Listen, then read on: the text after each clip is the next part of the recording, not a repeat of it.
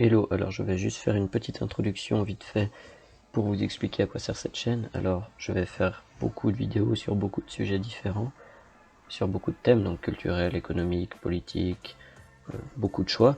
Et je vais essayer de faire en sorte que ce sera toujours entre 3 et 6-7 minutes, comme ça vous pourrez le regarder très rapidement et vous informer. Allez, bon visionnage.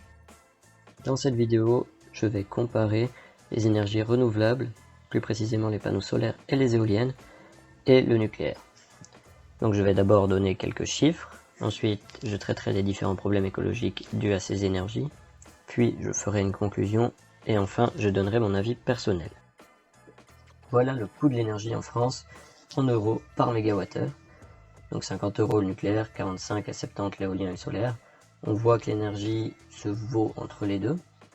Donc si vous ne savez pas ce que c'est le mégawattheure, ce n'est pas très grave, ça donne juste un ordre d'idée du prix de l'énergie. Maintenant j'aimerais juste m'attarder un peu sur ça. Donc la composition du coût du nucléaire, 41% dans l'investissement, c'est donc la construction des centrales nucléaires, 34% l'exploitation, et ensuite 16 combustible, recyclage et déchets, 9% la maintenance. Donc on voit que si on baisse considérablement l'investissement, ça va faire beaucoup baisser le prix de l'énergie nucléaire. D'ailleurs, la SFEN, Société Française d'Énergie Nucléaire, estime que les bonnes mesures permettraient de réduire de 30% les coûts de construction.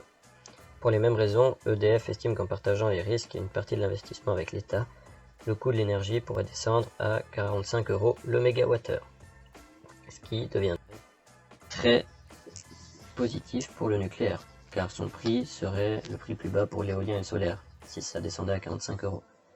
Maintenant attention, l'éolien et le solaire pourraient aussi baisser leur prix, par exemple en améliorant leur procédé de production ou en améliorant leur rendement, mais ça il faudrait des nouvelles technologies ou des nouveaux matériaux, ce qui serait une affaire donc à suivre.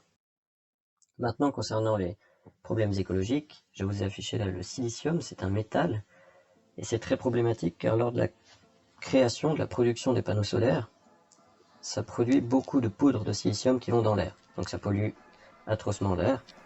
D'ailleurs, beaucoup de panneaux solaires sont créés en Chine, même la majorité, et on sait qu'en Chine, il n'y a pas beaucoup de règles pour l'écologie. D'ailleurs, il y a eu beaucoup de documentaires pour dénoncer des problèmes écologiques dus à la production des panneaux solaires. Maintenant, les éoliennes, on peut voir certains champs comme ça, où sont laissés à l'abandon beaucoup d'éoliennes, car le recyclage n'est pas forcément positif en termes d'argent, donc n'est pas forcément rentable pour les entreprises, et donc ils les laissent à l'abandon. Maintenant pour le nucléaire, un des gros problèmes c'est son recyclage. Soit il est très lent, soit on doit le stocker. Donc ça c'est une salle de stockage. Et donc on le stocke en attendant de pouvoir le recycler avec des nouvelles technologies ou des avancées. Ou alors son recyclage prend juste beaucoup de temps et donc ça revient presque à du stockage entre guillemets. En conclusion, l'énergie nucléaire, son gros problème c'est donc le stockage du nucléaire en lui-même, ou son recyclage qui est encore très mal fait. Ensuite, pour les panneaux solaires, c'est la pollution lors de sa production. Pour les éoliennes, c'est la pollution à la place de leur recyclage à leur fin de vie. D'ailleurs, juste comme ça pour info, une centrale nucléaire dure environ 2 fois plus longtemps qu'une éolienne. Donc je pose juste ça là. Et une autre chose, c'est que les centrales nucléaires ne produisent pratiquement aucun CO2 d'une fois qu'elles sont construites. Donc, au niveau émission de CO2, ça vaut avec les énergies renouvelables. Ensuite, le gros risque, c'est que, ça je ne l'ai pas encore dit, mais c'est que les terres rares nous manquent. Donc pour les éoliennes et les panneaux solaires, ça utilise des matériaux qui sont rares et dont certains pourraient disparaître d'ici 25 ans, voire 40 ans. Ça je ne l'ai pas encore traité, mais je vais le traiter dans une autre vidéo, mais c'est un fait. Donc soit on trouve d'autres matériaux pour compenser ça, d'autres technologies, ou alors on va aller chercher dans les étoiles, sur d'autres planètes comme Mars ou la Lune, s'il y en a. Et donc, pour mon avis personnel, j'ai essayé de le cacher un minimum, mais je pense que certains, voire beaucoup, l'ont remarqué, mais je suis pour le nucléaire, car au terme de CO2, ça se vaut. Au terme du prix, le nucléaire pourrait presque devenir mieux.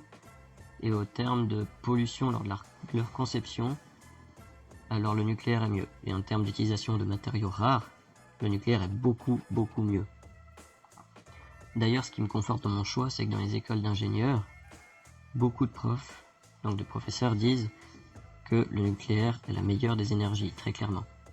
Et beaucoup de scientifiques qui sont professionnels là-dedans, qui sont dans les énergies, disent ça aussi.